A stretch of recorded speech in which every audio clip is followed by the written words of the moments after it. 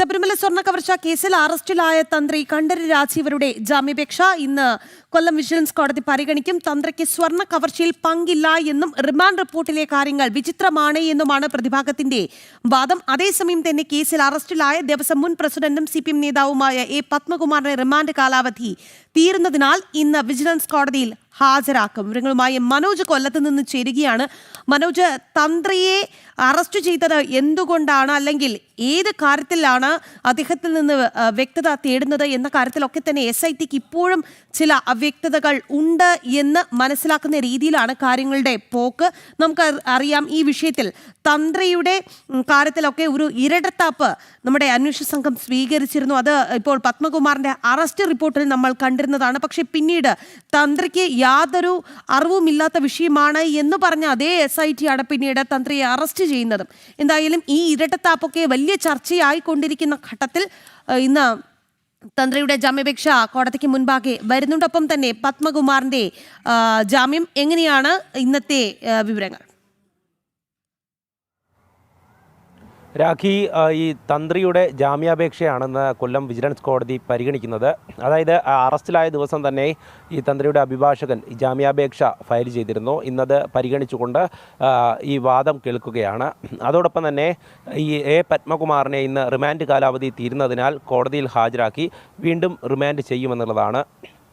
നേരത്തെ രാഹി സൂചിപ്പിച്ചതുപോലെ തന്നെ ഈ തന്ത്രിയുടെ പങ്ക് എത്തരത്തിലാണ് എന്നുള്ളതിനെ പറ്റി SITക്ക് അതിൽ കൂടുതൽ വ്യക്തത വരുത്താൻ പറ്റിയിട്ടില്ല എന്നുള്ളതാണ്. അറസ്റ്റ് റിപ്പോർട്ടിലും ഈ റിമാൻഡ് റിപ്പോർട്ടിലും അടക്കം പറയുന്ന വിവരങ്ങൾ ആചാരലംഘനം നടത്തി, അതോടൊപ്പം തന്നെ മൗനാനുവാദം നൽകി, അനുജ്ഞ വാങ്ങിയില്ല എന്നുള്ള വാക്കുകളൊക്കെയാണ് ചേർത്തിരിക്കുന്നത്.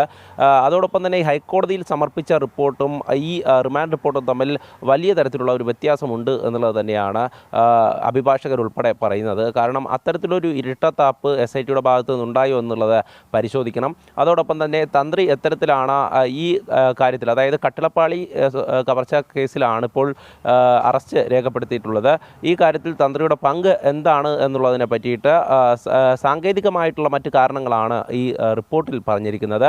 അതന്ന് അഭിഭാഷകർ തന്നെ വ്യക്തമാക്കിയതാണ്. ഈ റിപ്പോർട്ടിനെ വായിച്ചു നോക്കുമ്പോൾ അത് വിചിത്രമായി തോന്നുന്നു എന്നുള്ളത്. കാരണം ഈ ആചാരലംഘനം നടത്തി എന്നുള്ളത് അത് കോടതിക്ക് മുമ്പാകെ ഒരു കേസായി നിൽക്കുമോ എന്നുള്ളത് സംശയമാണ്. അതോടൊപ്പം തന്നെ അനുജ്ഞ വാങ്ങിയില്ല എന്നുള്ളത്, അത് രേഖാമൂലം വാങ്ങിയില്ല എന്നുള്ളത് സംബന്ധിച്ചുള്ള ചില സംശയങ്ങൾ നിലനിൽക്കുകയാണ്. അതോടൊപ്പം തന്നെ ഈ അനുജ്ഞ വാങ്ങുന്നത് ദേവനും തന്ത്രിയും തമ്മിലുള്ള ഒരു കാര്യമാണ്.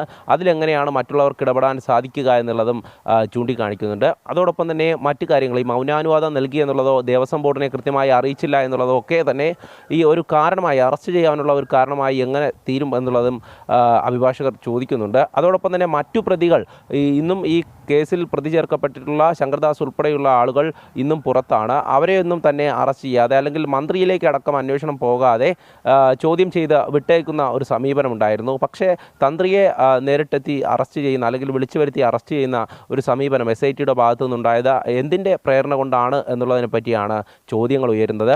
എന്തായാലും ശബരിമല സ്വർണ്ണക്കവർച്ചാ കേസിൽ അന്വേഷണം മുന്നോട്ട് പോകുമ്പോൾ അതിനെ വഴിതിരിച്ചു വിടുവാനുള്ള ഒരു ശ്രമം നടക്കുന്നോ എന്നുള്ളതും വലിയ തരത്തിലുള്ള ഒരു ആശങ്കയാണ്. കാരണം യഥാർത്ഥ പ്രതികളിലേക്ക് കാര്യങ്ങൾ എത്താതിരിക്കാൻ വേണ്ടി ഇത്തരത്തിലുള്ള ഇടപെടലുകൾ ഉണ്ടാകുന്നുണ്ടോ എന്നുള്ളത് പരിശോധിക്കണമെന്ന് തന്നെയാണ് വിവിധ സംഘടനകൾ ഉന്നയിക്കുന്ന ആവശ്യം. ശബരിമല സ്വർണ്ണ കവർച്ചാ കേസിൽ അറസ്റ്റിലായ തന്ത്രി കണ്ഠരര് രാജീവരുടെ ജാമ്യാപേക്ഷ ഇന്ന് കോടതിയിൽ വരികയാണ്. കൊല്ലം വിജിലൻസ് കോടതിയാണ് ജാമ്യാപേക്ഷ പരിഗണിക്കുന്നത്. ഒപ്പം തന്നെ ഈ പത്മകുമാറിന്റെ റിമാൻഡ് കാലാവധി അവസാനിക്കുകയാണ്. അതുകൊണ്ട് തന്നെ ഇന്ന് വിജിലൻസ് കോടതിയിൽ അദ്ദേഹത്തെ ഹാജരാക്കുകയും ചെയ്യുമെന്നുള്ളതാണ്